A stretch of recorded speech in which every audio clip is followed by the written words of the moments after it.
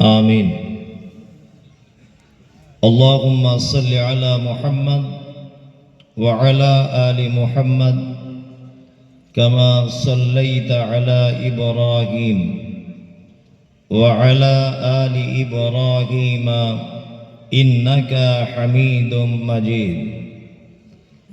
اللهم بارك على محمد وعلى آل محمد كما باركت على إبراهيم وعلى آل إبراهيم إنك حميد مجيد.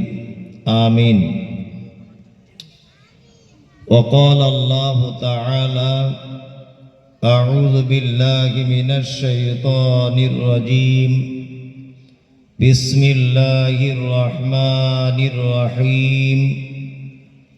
ألف لام ميم صاد. كتاب أنزل إليك فلا يكن في صدرك حرج منه لتنذر به وذكرى للمؤمنين. اتبعوا ما أنزل إليكم من ربكم ولا تتبعوا من دونه أولياء قليلا ما تذكرون. আজকের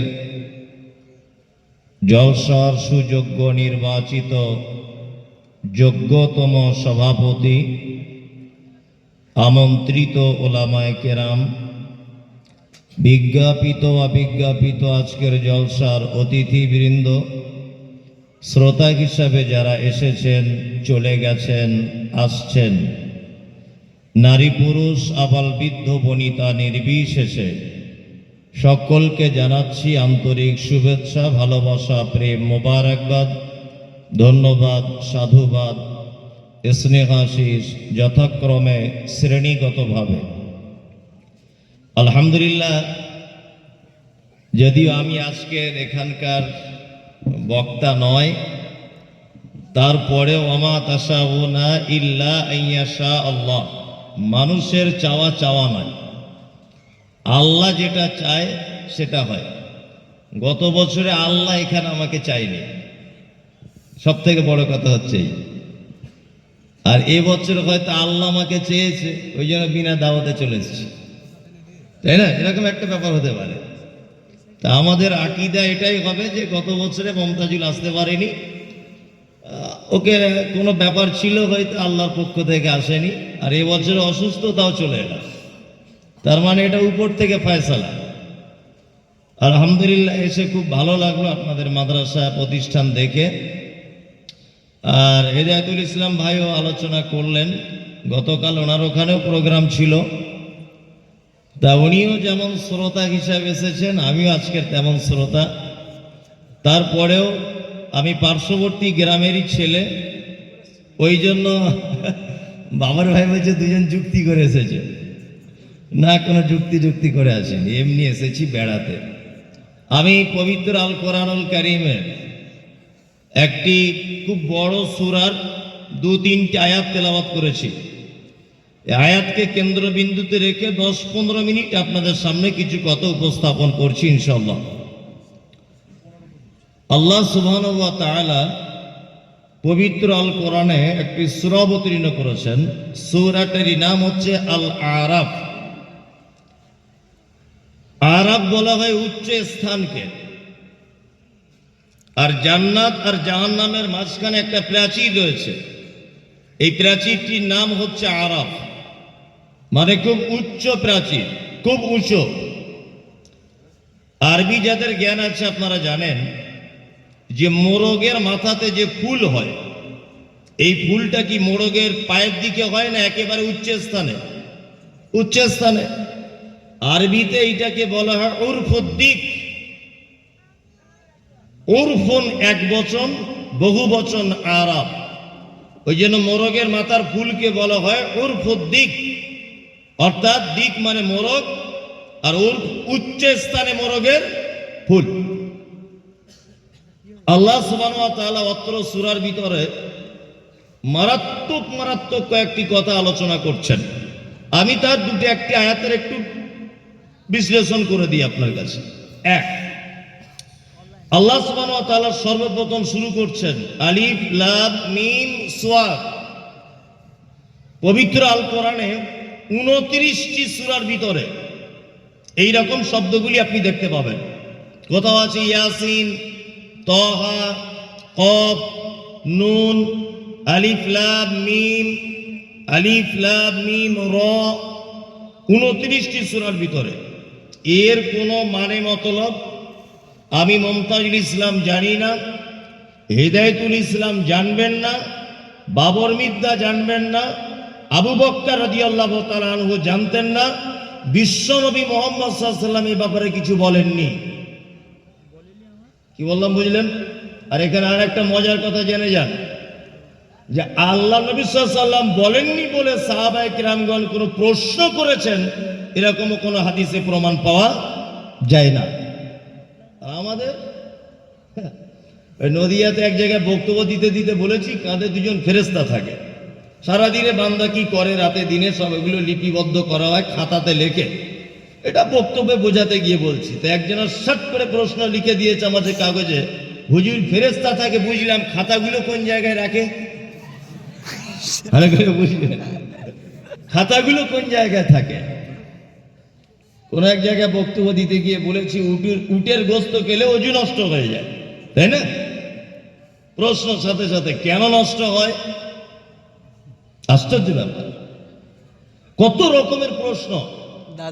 আমরা প্রশ্ন করতে অভ্যস্ত, ওই জন্য বলছি বিশেষ প্রয়োজন যেটা আপনার ঈমান চলে যেতে পারে এই পর্যায়ে আপনি দাঁড়িয়ে আছেন, তখন আপনি আলেম ওলামার কাছে প্রশ্ন করুন, অযথা বেশি প্রশ্ন করতে যাবেন না। কি বললাম বুঝলেন? আর মানুষ প্রশ্নের সুযোগ পেলে এমন পর্যায়ে তার প্রশ্নটা পৌঁছে যায় যে তার ঈমানের পর্যন্ত খাতরা হয়ে যেতে পারে, পারে না?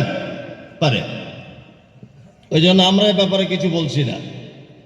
আসলে হাদিস এবং কোরআন মান্যতা দিতে হবে ঈমান মজবুত সহকারে। আপনার ঈমান যেন মজবুত থাকে। মুহাম্মদ সাল্লাল্লাহু আলাইহি ওয়াসাল্লাম বলেছেন কাঁধে দুজন ফেরেশতা থাকে, কোন কাঁধে থাকে, কিভাবে তারা আছে, শুয়ে আছে না বসে আছে, এটা আমার দেখার প্রয়োজন নেই, এটা বিশ্বাস করে নিতে হবে। আল্লাহ নবী সাল্লাল্লাহু আলাইহি ওয়াসাল্লাম মসজিদের ভিতরে বসে আছেন, সাহাবীগণ বসে আছেন। আল্লাহ রাসূল সাল্লাল্লাহু আলাইহি ওয়াসাল্লাম বলছেন অন্যান্য সাহাবীদের উদ্দেশ্যেই, তোমরা কি জানো আবু বকরের ঈমান কেমন? তখন অন্যান্য সাহাবীগণ বলছেন আল্লাহ রাসূল আপনি আর আল্লাহ ভালো জানেন, আবু বকরের ঈমান আমরা কেমন করে ওজন করব? তখন আল্লাহ রাসূল সাল্লাল্লাহু আলাইহি ওয়াসাল্লাম আচানক একটা কথা বললেন, ওই দেখো বাইরে রাস্তা দিয়ে একজন আরোগী, একজন পথচারী, একজন মালিক তার গৃহপালিত পশুর পিঠের উপরে চেপে যাচ্ছে এবং তার সাথে কথা বলতে বলতে যাচ্ছে। আচ্ছা, এখন যদি আপনাকে বলি যে ওই আপনার গোসাইপুর বাজারের ওই জায়গাটাতে একটা লোক তার গরুর পিঠে চড়ে যাচ্ছে গরুর সাথে কথা বলতে বলতে, কেউ বিশ্বাস করবে? এটা করবে? সাহাবীগণ বলছেন আল্লাহ রাসূল এটা আমার কেমন কথা? হ্যাঁ, পশু কোনোদিন তার মালিকের সঙ্গে কথা বলতে পারে? এটা কেমন কেমন লাগছে না? আল্লাহ রাসূল সাল্লাল্লাহু আলাইহি ওয়াসাল্লাম বলছেন শোনো, এটা যদি আবু বকর হতো এক কথাতেই বলে দিত যে আল্লাহ রাসূল আপনি যখন বলেছেন অসম্ভবের কিছু নেই, 100% সত্য। এটা হচ্ছে আবু বকরের ঈমান। ওই জন্য বলছি বেশি প্রশ্ন করতে যাবেন না, অল্প প্রশ্নতে অল্প জ্ঞানের ভিতরে থাকুন, তাহলে বেঁচে যাবেন। যাই হোক, আল্লাহ সুবহানাহু ওয়া তাআলা তারপরে বলছেন কিতাবুন উনজিলা ইলাইকা, এটি একটি কিতাব অর্থাৎ পবিত্র আল কোরআন। উনজিলা ইলাইকা, যেটা আপনার উপর অবতীর্ণ করা হয়েছে। ফালা ইয়াকুন ফি সাদরিকা হারাজুম মিনহু লিতুনদিরা বিহি ওয়া যিকরা লিল মুমিনিন। তার দ্বিতীয় কাজ, এটা একটি কিতাব আপনার উপর অবতীর্ণ করা হয়েছে। আর অবতীর্ণ করা হয়েছে কেন? এটা মানুষের কাছে পৌঁছে দিতে হবে। আর এইটা পৌঁছাতে গিয়ে যদি আপনার কোনো রকমের সমস্যার সম্মুখীন আপনি যদি হন, তাহলে আপনার মনে যেন সেই সমস্যার কারণে কোনো সংকীর্ণতা যেন সৃষ্টি না হয়। তার মানে কোরআনের দাওয়াত দিতে গেলে সমস্যা হবে, তাই তো? আর হলে কোন রকমের মনের মধ্যে ভয় ভীতি সংকীর্ণতা আনা যাবে না। তাহলে মানুষের কাছে দাওয়াত দেওয়ার পদ্ধতি মাধ্যম কি? আল কোরআন। কি দিয়ে দাওয়াত দিতে হবে? আল কোরআন। আর আল্লাহ তাআলা নবীজিকে বলছেন আপনি এইটার মাধ্যমে মানুষকে ভয় দেখান, এইটার মাধ্যমে আপনি দাওয়াত দেন, এইটার মাধ্যমে আপনি তাবলীগ করেন, এইটার মাধ্যমে আপনি মানুষের কাছে প্রচার করেন, এইটার মাধ্যমে আপনি মানুষকে আল্লাহর দিকে টানেন। এই জন্য আপনার উপরে কোরআন অবতীর্ণ করা হয়েছে ওয়া যিকরা লিল মুমিনিন, এবং এটা মুমিনদের জন্য একটা উপদেশের বাণী। এখানে কয়েকটা কথা বলে রাখছি, শুনে নেন। আল্লাহ নবীকে বলছেন এটা একটি কিতাব, আপনি মানুষের কাছে পৌঁছান দিন রাত যখন আপনার ইচ্ছা, কিন্তু পৌঁছাতে গিয়ে যখন সমস্যা হবে আপনার মনে যেন কোনো সংকীর্ণতা যেন সৃষ্টি না হয়। দুই, আপনি এইটার মাধ্যমে মানুষকে ভয় দেখান। তাহলে মানুষকে তাবলীগ করতে হবে কোন কিতাবের মাধ্যমে? আল কোরআন। আমাদের বাজারে তাবলীগ আছে না? আছে। ঠিক 4-5 জন 10 জন মিলে একটা মসজিদে গেল, গিয়ে বলছে বাকি নামাজ বাদ বসে যাবেন, বাকি নামাজ বাদ। দিন ও ইমানের আলোচনা হবে, ভালো করে বোঝার চেষ্টা করুন। আলোচনা করবে কি থেকে? না দুই বগলে দুটো বই নিয়ে ঘুরছে, ফাজাইলে আমল আর মুনতাকাবে হাদিস। ভালো করে বুঝবেন, নে ফাজাইলে আমল খুলে পড়ছে, মুনতাকাবে হাদিস খুলে পড়ছে, এইটা দিয়ে মানুষকে দাওয়াত দিচ্ছে। এই দাওয়াতের পদ্ধতি যদি কিয়ামত পর্যন্ত যদি চলে, তাহলে এই দাওয়াতের পদ্ধতিতে কখনোই পর্যন্ত সফলতা পাওয়া যাবে না। ওনার উচিত ছিল পবিত্র আল কোরআনের 2টি আয়াতের বাংলা অনুবাদ করে মানুষকে শোনানো। এর থেকে ভালো দাওয়াত আর কোন দাওয়াত হতে পারে না।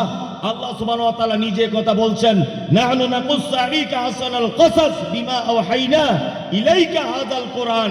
সারা পৃথিবীতে যত কথা আছে, গদ্য পদ্য উপন্যাস কবিতা আবৃত্তি যা কিছু আছে, কোরআনের থেকে ভালো গল্প আর কথা আর কোনো কথা হতে পারে না। তাহলে মানুষকে দাওয়াত দিতে হবে কিসের মাধ্যমে? হ্যাঁ, কিসের মাধ্যমে দাওয়াত দিতে হবে? কোরআনের মাধ্যমে। কোরআন দিয়ে মানুষকে দাওয়াত দিন। দাওয়াতের সব থেকে বড় মাধ্যম হচ্ছে এটা। চলুন এবার একটা কথা বলি, কোরআনের দাওয়াত দিতে গেলে সমস্যা আসবে। সমস্যা আসবে না? আসবে। আপনারা জানেন, এগুলো সোশ্যাল মিডিয়ার মাধ্যমে জানতে পারেন। নীরব মোদী নাম শুনেছেন? 11,000 কোটি টাকা পাঞ্জাব ব্যাংকে চুরি করে নিয়ে পালিয়েছে। 11,000 কোটি। ভারতবর্ষের প্রধানমন্ত্রীকে গুলি করে মারা হয়েছিল, জানেন তো? ইতিহাস আজও পর্যন্ত ফাঁসি হয়নি, কিছুই হয়নি। আপনারা এটা জানেন যে কিছুদিন আগে আপনার এই নদিয়া জেলার রানাঘাটে কোন এক বৃদ্ধাশ্রমে একজন 72 বছরের মহিলাকে 11 জন যুবক মিলে গণধর্ষণ চালিয়েছে। হ্যাঁ, জানেন এটা আপনারা? 11 জন যুবক, তারা আজও পর্যন্ত জেলখানাতে আছে, কিন্তু নিজের দেশের মাটিতে আছে। আপনারা এটা জানেন যে আপনারা কিছুদিন আগে কেদারনাথ মন্দিরে 13 বছরের একজন নাবালিকা মেয়েকে 3 জন যুবক ধর্ষণ করেছে।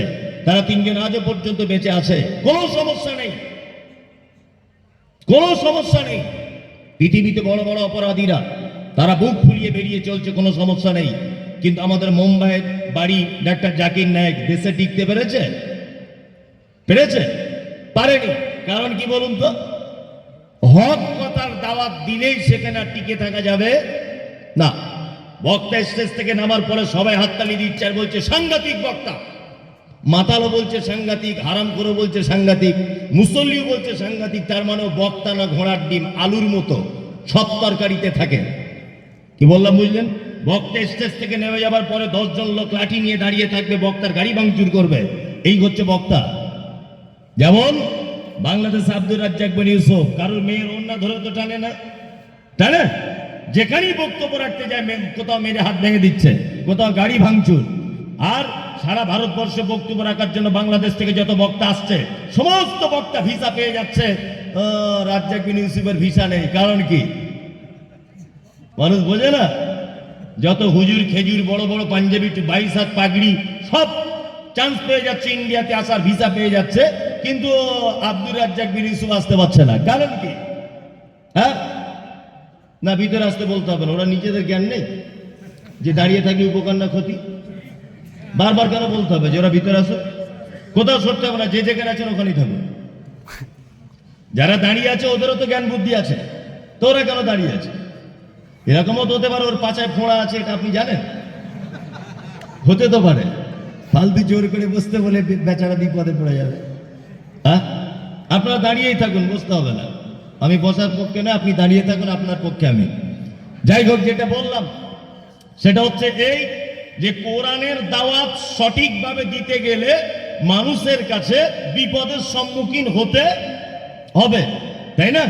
জি, আল্লাহ সুবহানাহু ওয়া তাআলা তারপরে বলছেন ইত্তাবিউ, আনুগত্য করো, মা উনজিলা ইলাইকুম মির রাব্বিকুম, তোমার রবের পক্ষ থেকে যেটা অবতীর্ণ হয়েছে সেটা, তার নাম কি?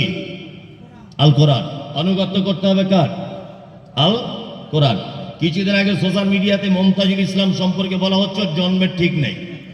একজন 22 হাত পাকড়িওয়ালা লোক বলছে কেন জন্মের ঠিক নেই, জন্মের প্রবলেমটা কোথায়? বলছে সবে বরাত বেদাত বলে দিয়েছে। তাই ভালো করে বুঝবেন, আমি নর্মাল বেদাত বলিনি, আমি বলেছি পচা বেদাত, ও ধারে পাশেই যাওয়া যাবে না।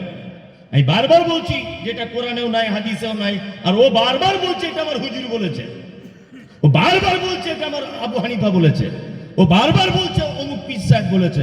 তো তোমার পীর সাহেবের চলবে না কোরআন হাদিস চলবে? কোরআন হাদিস চলবে। আল্লাহ তো বলছে ইত্তাবিউ, তোমরা আনুগত্য করো, মা উনজিলা ইলাইকুম মির রাব্বিকুম, যেটা রবের পক্ষ থেকে অবতীর্ণ করা হয়েছে, তার নাম আল কোরআন। ওয়ালা তাত্তাবিউ, আনুগত্য করো না, মিন দুনিহি, এইটাকে বাদ দিয়ে, আউলিয়া, ওলির বহু বচন আউলিয়া।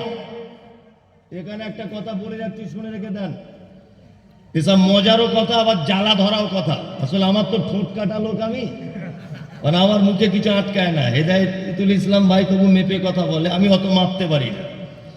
উনি অনেক জ্ঞানী মানুষ তো, ওই জন্য মেপে কথা বলেন, আর আমি অল্প জ্ঞানীর, ওই জন্য মাপতে পারি না। আপনাকে যেটা বলছি সেটা হচ্ছে এই, বর্তমান বাজারে কিছু মানুষ আছে, তারা কোরআন এবং হাদিস এই দুটোকে বাদ দিয়ে আর একটা পক্ষকে দলিল হিসাবে ব্যবহার করছে না? তাদের কাছে প্রমাণও আছে, কিন্তু দলিল ছাড়া তারাও কথা বলে না। কি দলিল? তাদের দলিল হচ্ছে এই, ইয়া আইয়ুহাল্লাযীনা আমানু আতিউল্লাহ ওয়া আতিউর রাসূল ওয়া উলিল আমরি মিনকুম।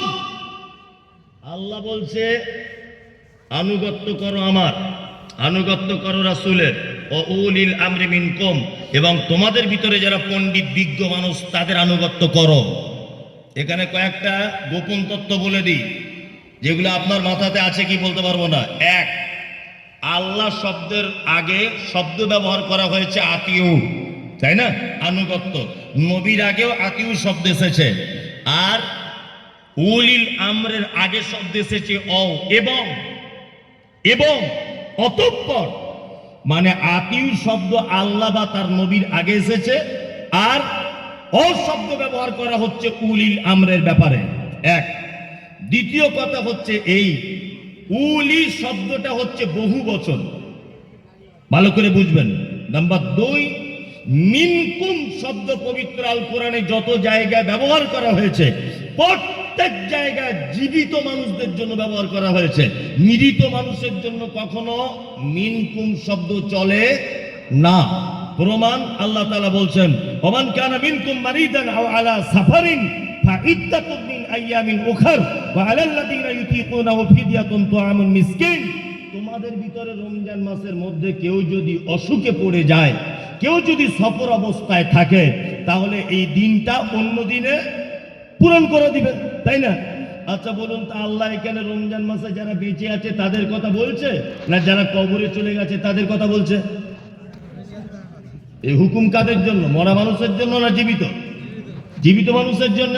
তার মানে মিনকুম, আল্লাহ বলছে তোমাদের মধ্যে, মানে বর্তমানে যারা আছে রমজান মাসে, এদের ভিতরে যদি কেউ অসুখে পড়ে যায় আর এদের ভিতরে যদি কেউ সফর করে, তাহলে এই দিনটা অন্য দিনে গণনা পূর্ণ করে দিবে।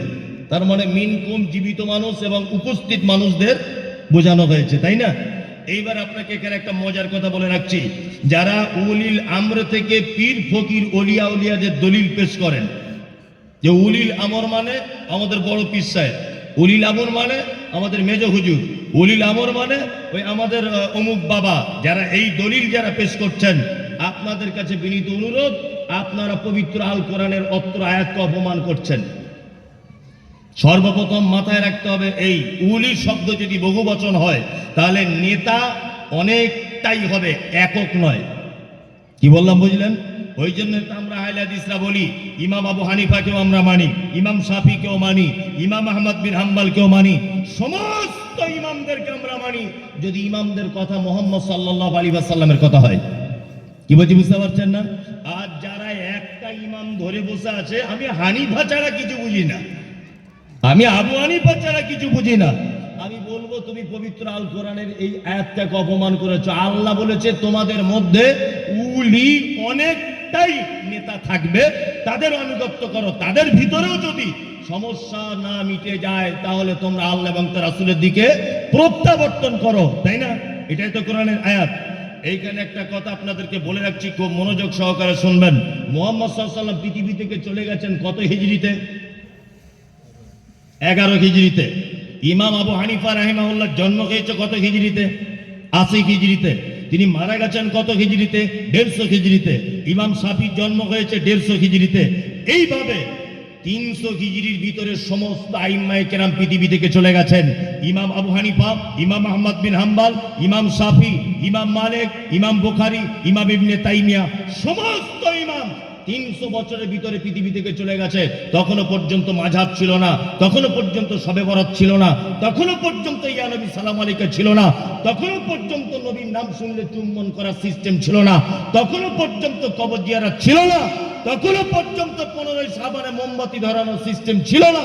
তারও 150 বছর পরে শবে বরাতের জন্ম হয়েছে। তার মানে মুহাম্মদ সাল্লাল্লাহু আলাইহি ওয়াসাল্লাম চলে যাবার 450 বছর পরে মাযহাবের জন্ম হয়েছে। ভালো করে বোঝার চেষ্টা করুন।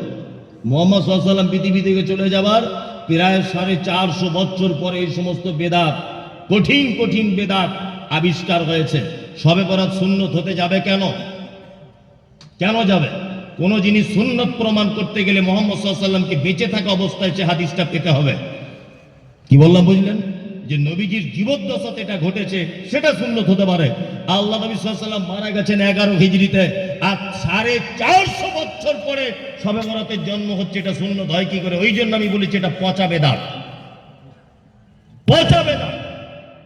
মা তার বেটাকে বলছে বেশি করে মোমবাতি জ্বালা। বলছে কেন রে? কেন মা? বলছে তোর দাদু রুহু আসবে আজকে রাতে, দেখতে যেন অসুবিধা না হয়, সব জায়গা চিনতে পারে, ওই জন্য মোমবাতি জ্বালিয়ে দে। আরে কত বড় গাধা! আমি মনে মনে ভাবি যে আল্লাহ সব গোবর গরুর পেটে দিলে, কিছু হুজুরের পেটেও দিতে পারতে হালকা অল্প, সব গরুর পেটে গোবর ঢুকিয়ে দিলে। এ কত বড় বিয়াদব! বক্তব্য দিতে দিতে বলছে আহারে নবীজির আমার দাঁত ভেঙে দিয়েছিল, শক্ত জিনিস খেতে পারিনি, নরম জিনিস খেয়েছিল, ওই জন্য আমরা হালুয়া করে খাই। আর মুমতাজুল ইসলাম এত ভালো জিনিসকে পচা বেদাত বলছে। আপনাকে একটা মারাত্মক গোপন তত্ত্ব দিয়ে রাখি, এটা জেনে রাখলে খুব ভালো হবে। উহুদের যুদ্ধে আল্লাহ নবী সাল্লাল্লাহু আলাইহি ওয়াসাল্লামকে মেরে দাঁত ভাঙা হয়েছিল। কোন যুদ্ধে? উহুদের। উহুদের যুদ্ধ হয়েছিল কত হিজরিতে? জানা আছে? জানা নেই? কোন মাসে? উহুদের যুদ্ধ হয়েছিল 2 হিজরিতে। কত হিজরিতে? 2 হিজরিতে। আর শাওয়াল মাসের 7 তারিখে আল্লাহ নবী সাল্লাল্লাহু আলাইহি ওয়াসাল্লামের দমদম মোবারক শহীদ হয়েছে। 7 তারিখে। শাওয়াল মাসের কত তারিখ? 7 তারিখ। এবার আপনাকে বলছি, হালুয়া রুটি করে কোন মাসে? শাবান মাসে, তাই তো? শাবানের পরের মাসের নাম কি? রমজান। তার পরের মাসের নাম শাওয়াল, তাই তো? তার মানে শাবানের 15 তারিখে হালুয়া করে, নবীর দাঁত ভেঙেছে। তাই ইতিহাস শুনুন, শুধু চেপে রাখা ইতিহাস। মাঝখানে রমজান মাস, এখন একটা ফুল মাস আছে, তারপরে ওদিকে 6 তারিখ পর্যন্ত, মানে আল্লাহ নবী সাল্লাল্লাহু আলাইহি ওয়াসাল্লামের দাঁত ভাঙতে এখনো প্রায় 1 মাস 23 দিন বাকি। শাওয়াল মাসে দাঁত ভেঙেছে, আর ও গাধার বেটা গাধা শাবান মাসের 15 তারিখে হালুয়া করে বসে আছে। কি বলছি বুঝতে পারছেন? এখনো দাঁত ভাঙেনি। তার মানে ও হালুয়া করে এটা বোঝাতে চাইছে যে দাঁত ভাঙুক, নাকি? এই আশ্চর্য ব্যাপার। দাঁত ভাঙতে এখনো বাকি আছে, আর ও এখন থেকে হালুয়া করে বসে আছে। আল্লাহ! আমরা আনুগত্য করবো কার? পবিত্র আল কোরআন এবং সহি হাদিস, এছাড়া আর কারো আনুগত্য করতে যাব না। কোন ইমাম কি বলেছে, কে কি বলেছে, এটা আমার দেখার প্রয়োজন নেই। তবে হ্যাঁ, পাগলের কথাও যদি মোহাম্মদ সাল্লাল্লাহু আলাইহি ওয়াসাল্লামের সঙ্গে মিলে যায়, তাহলে ইমাম কেন একটা রাস্তার পাগলের কথা হলে সেটা আমরা মানতে বাধ্য, ইনশাআল্লাহ আমরা মানতে বাধ্য। চলুন এবার আপনাকে বলছে, আল্লাহ বলছে ওয়ালা তাত্তাবিউ মিন দুনিহি আউলিয়া কলিলাম মা তাযাক্কারুন। তোমরা ওলি বহুবচন আউলিয়া, এখানে কয়েকটা মজার কথা বলবো। ওলির বহুবচন কি? তাহলে কিছু শুনে না এরা। আউলিয়া, ওলির বহুবচন আউলিয়া। ওলি শব্দের দুটি ব্যাখ্যা করা যেতে পারে, দুটি মানে করা যেতে পারে। এক, ওলি মানে অভিভাবক, আর ওলি মানে বন্ধু, তাই না? এবার আপনাদেরকে আমি বলছি, আচ্ছা বলুন তো, আল্লাহর ওলি হওয়াটা সহজ না কঠিন? বলছি খুব কঠিন। বাবর সাহেব বলছেন কঠিন। আই মুমতাজুল ইসলাম বলছে জলের মতো। আসলে কঠিন নয়, আমাদেরকে কঠিন করে বোঝানো হয়েছে। কেমন করে বোঝানো হয়েছে? ও বাবারা, ভাইরা, মায়েরা, বসিরহাটের অমুক জায়গায় একটা আল্লাহর ওলি ছিল, 30 বছর বিয়ে শাদী করেনি, গপ টপ কিছু কাটেনি, মাথায় উকুনে ভর্তি, গায়ের গন্ধতে ঘুম হতো না, একটা ঠ্যাং গাছের উপরে তুলে রাখতো, মারাত্মক বড় আল্লাহর ওলি। এই তো আমাদের ওলির ডিফিনিশন, তাই না? এই তো ওলির ডেফিনিশন দেবো আপনাকে। বলছে বন্ধুরা আমার, বাবারা আমার, বলছে কি ঘটনাটা আগে বল। বলছে ঘটনা হলো আমাদের আল্লাহর ওলি সুন্দরবনে বেড়াতে গেছে, এটা জলসার বক্তব্য হুজুরে। নৌকায় করে যাচ্ছে আমাদের হুজুর, এত বড় আল্লাহর ওলি ছিল, আর একটা বাঘ এসে তাড়াতাড়ি করে নৌকায় ঝাঁপ দিয়ে দিল। হুজুরকে খেতে যাবে, তখন বেটা বিয়াদব, আমি বসিরহাটে পীর সাহেব, তুই আমাকে দেখতে পাচ্ছ না? বলছে বাঘ তখন বলে হুজুর নমস্কার, আমি বেরিয়ে পড়ছি। তাহলে বাঘ চলে গেল ডিগবাজি দিয়ে আবার জঙ্গলে, আবার নৌকা করে যাচ্ছে হুজুর। যেতে যেতে বাঘকে দেখা যাচ্ছে নদীর মাঝখানে, হাত জোর করে বলছে হুজুর ক্ষমা করে দেবেন, আপনি যে বসিরহাটের এত বড় আল্লাহর ওলি, ব্যাপারটা জানা ছিল না। জোরে বিয়াদব, বাঘ কোনোদিন নদীর মাঝখানে হাত জোর করতে পারে? হ্যাঁ, এই আল্লাহর ওলিদের ঘটনা। আল্লাহু আকবার, আল্লাহ। আল্লাহর ওলিদের সম্পর্কে এটা আমাদেরকে বোঝানো হয়েছে, তাই না? আল্লাহর ওলি জলের মতো সহজ। আল্লাহর ওলি মানে আল্লাহর বন্ধু। আত্মীয়তার সম্পর্ক ভালো রাখুন, সত্য কথা বলুন, 5 ওয়াক্ত সালাত আদায় করুন, জাকাত হলে দিয়ে দেন। হ্যাঁ, আপনি গাঁটের উপরে কাপড় পরুন, সবাইকে দেখলে সালাম করুন, মুখে দাড়ি রাখুন, হালাল খান, আপনি আল্লাহর ওলি। কি বললাম বুঝলেন? ওলি হতে গেলে কোনো আলাদা সার্টিফিকেট লাগে নাকি? লাগে? লাগে না। হযরত আবু বকরের ব্যাপারে এরকম জীবনে শুনেছেন যে 30-40 বছর বেঁচে ছিলেন তিনি, বা 50 বছর বেঁচে ছিলেন, বিয়ে শাদী করেনি, জঙ্গলে রাত কাটাতেন? শুনেছেন এরকম জীবনে? উসমানের ব্যাপারে শুনেছেন? আলীর ব্যাপারে শুনেছেন? তা ওনারা আল্লাহর ওলি ছিলেন না? আল্লাহর বন্ধু ছিলেন না? আরে আল্লাহর বন্ধু তো দূরের কথা, মুহাম্মদ সাল্লাল্লাহু আলাইহি ওয়াসাল্লাম কথা বলেছেন যে দুনিয়াতে জান্নাতের সার্টিফিকেট প্রাপ্ত নাম আবু বকর, ওমর, উসমান, আলী, আব্দুর রহমান ইবনে আওফ। জান্নাতের সার্টিফিকেট যারা পেয়ে গেছে তাদের জীবনীতে এরকম খুঁজে পাওয়া যায় না যে জঙ্গলে বাঘ কামড়াতে এসে বলেছিল ওরে বাবারে, এরকম ঘটনা তাদের জীবনীতে নেই। হ্যাঁ, কত বড় গাধা!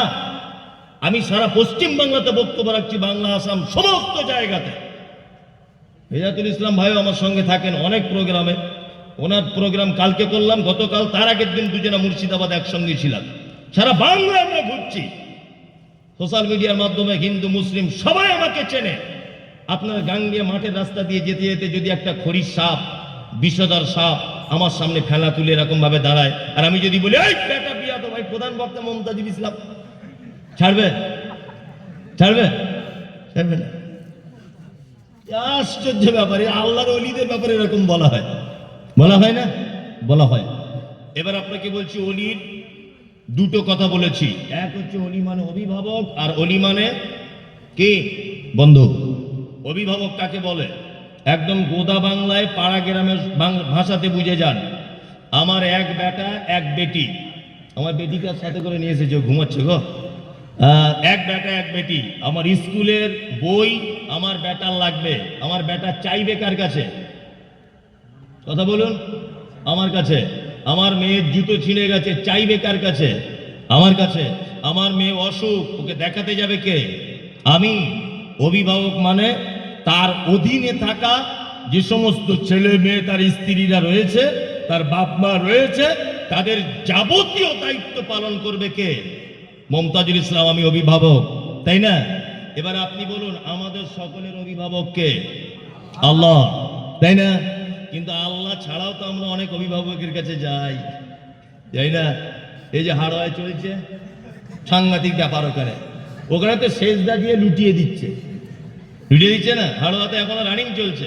আর কিছুদিন আগে ওই আপনার হুগলি জেলাতে হয়ে গেছে সব বড় বড় মুড়িদের, মানে কি বলবো, মুড়ি তৈরি করছে হাতে চাদর ছড়িয়ে দিয়ে এরকম ভাবে। বলো, সারা জীবনে আর কোনোদিন পাপ কাজ করবো না, আর ভুল ত্রুটি কোনোদিন করবো না, 33 বার আল্লাহু আকবার বলো, সুবহানাল্লাহ 1 কোটি বার বলো, এইসব করে দিই। তারপরে বলছে আমার দাদুর মাজারে একবার ঘুরে এসো। সারা জীবন পাপ করবো না অঙ্গীকার করলো, তারপরে গিয়ে সেজদা মেরে দিল। পাপ হলো না? হ্যাঁ, পৃথিবীর সব থেকে বড় পাপ। জি, সব থেকে বড় পাপ। আল্লাহু আকবার। যাই হোক, এই সমস্ত অভিভাবক যারা, যাদেরকে আমরা বানিয়েছি, আল্লাহ তুমি আমাদের এদের থেকে বাঁচার তৌফিক দান করো, আমিন। বক্তা যদিও রয়েছে, আমি আর কিছু বলবো না। বলার অনেক কিছুই হয়তো থাকতো, বা আমি যদি সেই হিসেবে আসতাম তাহলে অবশ্যই আপনাদের 2-2.5 ঘন্টা বক্তব্য চলতো। কিন্তু আমি এই পর্যন্ত, আমার সব কথাবার্তা শেষ। এখন আপনাদের এটা একটা প্রতিষ্ঠান। এই প্রতিষ্ঠান আসলে গাছ বসানো বাহাদুরি নয়, গাছ সবাই বসাতে পারে। ও রাস্তার ধারেও গাছ বসাচ্ছে, তাই না? না, আর বলবো না।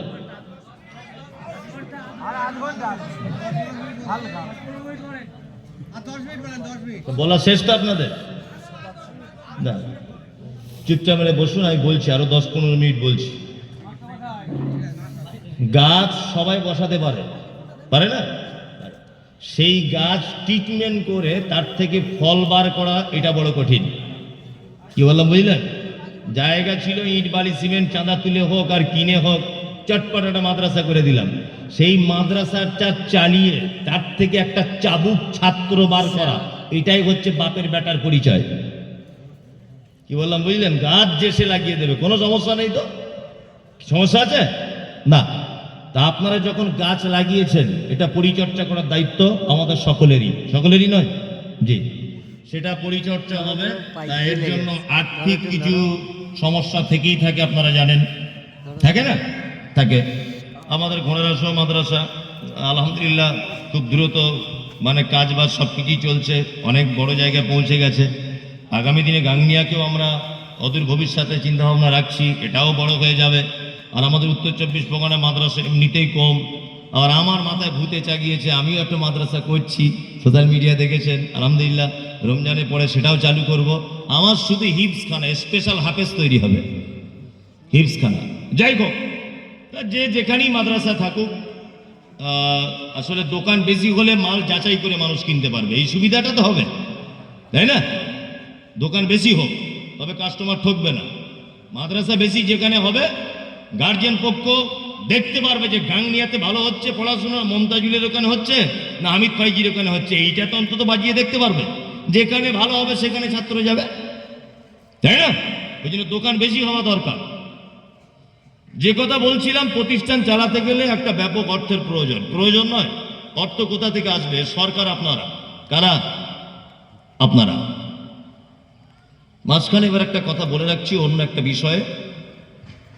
আচ্ছা বলুন তো, একটা প্রশ্ন করছি, আপনারা আহলে হাদিস গ্রামের মানুষ, পৃথিবীতে যত দান করার জায়গা আছে, খরচা করার জায়গা, উত্তম খরচা করার জায়গা কোনটা? ঠিক, মানে ও বক্তব্য শোনে সোশ্যাল মিডিয়াতে, বুঝতে পারছি। হ্যাঁ, কোন জায়গা? পিতামাতা। আলহামদুলিল্লাহ, পিতামাতার প্রতি খরচা করার ব্যাপারে পবিত্র আল কোরআনে বলা হয়েছে। কি বলা হচ্ছে? পবিত্র আল কোরআনে বলা হচ্ছে, ইয়াসআলুনাকা মাযা